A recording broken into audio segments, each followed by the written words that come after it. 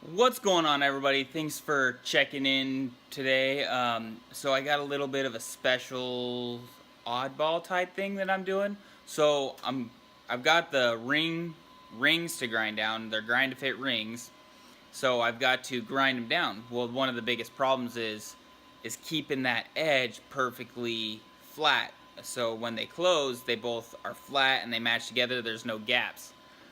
So I saw a couple things online, and I'm attempting to make my own ring grinder. I'm only going to use it probably once, maybe another time, but it's going to be way down in the future.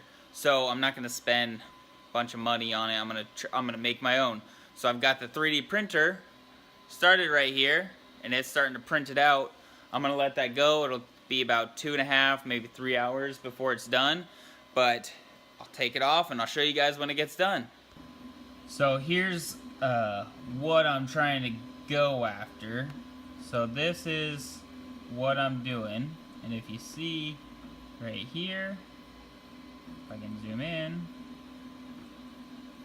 that I'm going to have a bolt sit in the center of this that goes through a piece of wood, and then the ring will sit down in here, and this will hold the ring from sliding around.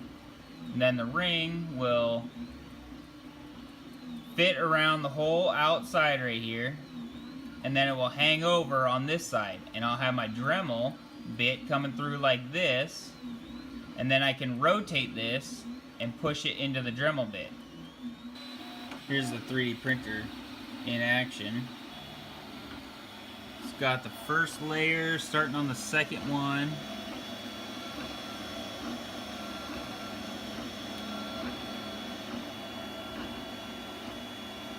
So here's a set of rings, and this is the gap that I'm talking about. So this will sit on top of that piece, and hopefully I can sit there and rotate it into the grinding wheel. The grinding wheel will sit like this, and then I can just rotate it into it.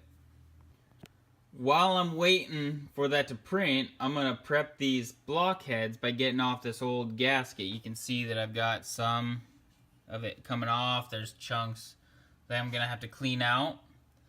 But this one's pretty much done. I got a little bit of cleaning up to do, but here's the other one. You can see it's still got some of the gasket maker on it, and you can see the difference between the two surfaces. This one's still a little dirty, and this one's nice and clean. So I've got this surface, this surface, this surface, and a couple other ones over here, right here, that I've got to clean up, this front side. So I'll get all that cleaned up, and yeah. Getting these heads clean, you want to use a nice fresh razor blade. I have the flat, the square ones. You can use the trapezoidal ones if you want, but all I'm doing is just taking it with vertical, maybe a little bit of a drag angle, but just taking it and scraping all that stuff off, and you can see all the stuff that just came off from that one scrape. And then you want to make sure that this is clean. And we'll just keep doing that around everything. Make sure that we get as much of this stuff off as we can.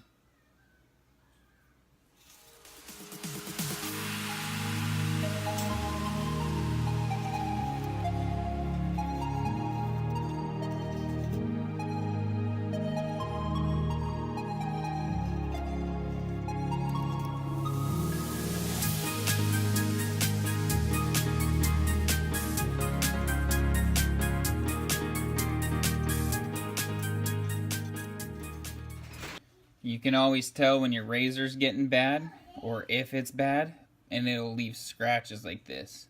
So I went to go scratch this off with a razor blade, and it had a little bit of something hung up on it. I cleaned it off to try to get it off, and it did it again. So that razor blade's junk, throw it away, get a new one. It's best to not have these scratches in there as much as you can. If you look down here, this is my other problem, is there's still a little bit of silicone sitting down in there. You can see the aluminum.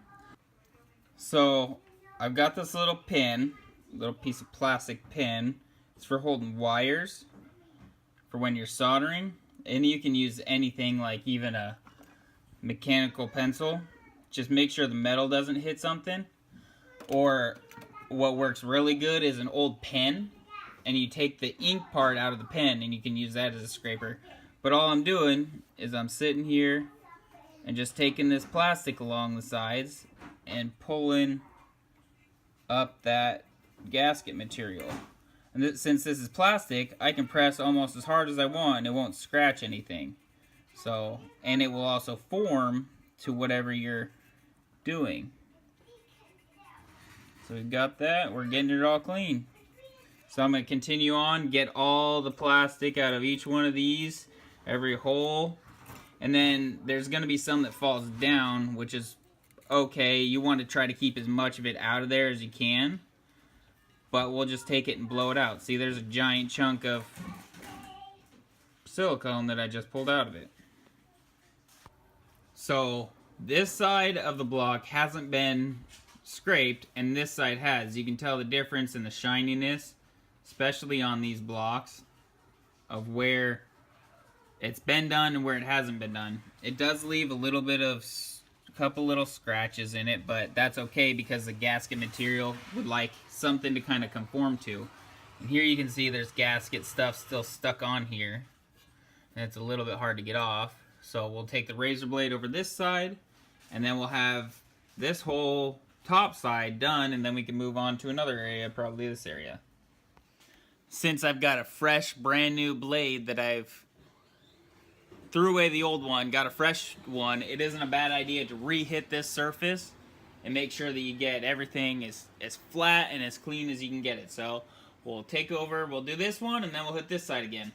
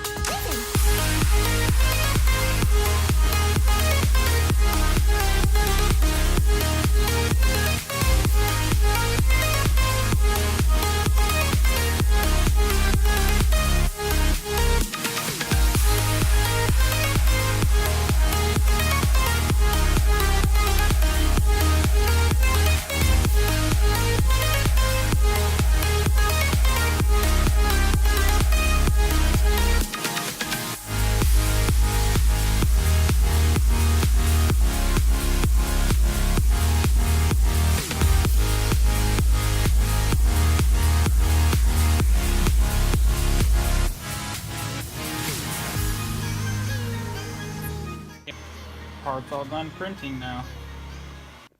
So this is the system I've actually come up with on this. One of the big things, this bolt has to be centered with its outside leading edge right here. So it leaves a nice square edge up here for this when they two match together.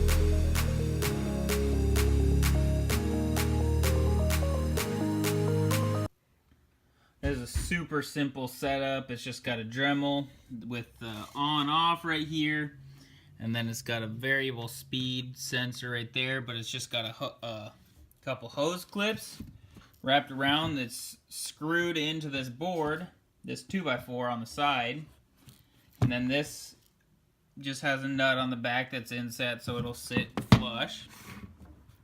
And then this rotates back and forth. I don't have much movement, but I want to keep as much of the ring planted down as I can. So this gives me just a little bit of movement, and if I need to, I can take this end of the ring and move it out a little bit more to have a little bit more, or I can push it back and have a little bit less. So it's working out pretty slick. Alright, I think that's going to do it for me today. My next one, I'm going to start working on these rings and fitting these rings to the cylinders, and then I've got a scale on order so I can match the pistons with the connecting rods, and then I'll be able to put the short block together. Hopefully I can get that done in the next video. I'm sitting here editing this video, and I never thanked you guys all for watching, so thank you for watching. Please like, comment, subscribe, whatever. Let me know what you think of this. Was that cool? That was a little bit of the out-of-box thinking, but it seems to be working. One thing I never mentioned was that was an old ring from one of the other pistons that I was filing on, so that wasn't a new ring. That was just testing it out. I wanted to make sure that I could get that edge squared up before I went on to the real ones. And then once I'm done with that, with the grinder or the Dremel, I'm going to take a machinist file, a super small little file, and use that to deburr it. So just take off the edge just a little bit. So you'll see all that in the next video. So anyways, take care, guys. Peace.